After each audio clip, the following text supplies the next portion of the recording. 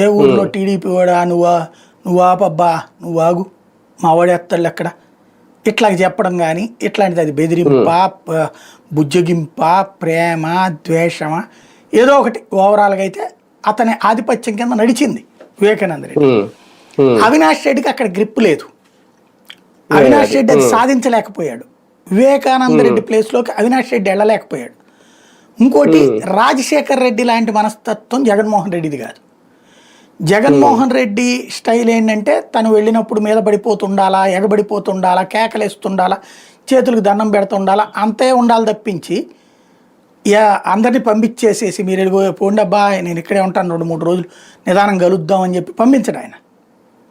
అతను ఉన్నంతసేపు అంత గందరగోళంగా ఉంటానే ఉండాలి, బయట కేకలేస్తూ ఉండాలి, అరుస్తూనే ఉండాలి అతను.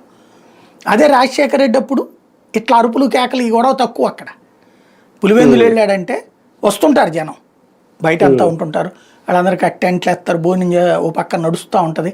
ఈయన దగ్గరికి ఎవరెవరు రావాలో ఈయన ఓ పక్కన కుటుంబంతో గడుపుతూనే మధ్యలో ఏ టైంలో ఖాళీ ఉంటారో చెప్తారు వాళ్ళు. ఆ టైంలో వస్తారు, చకచక పనులు చేసేస్తాడు ఆయన, కూర్చుంటాడు.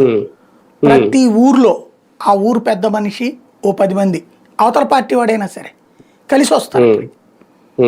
వచ్చినప్పుడు వాళ్ళతో మాట్లాడడం, ఏం ఓబులేసా ఏమప్పా ఏంది ఇది మాట్లాడటం,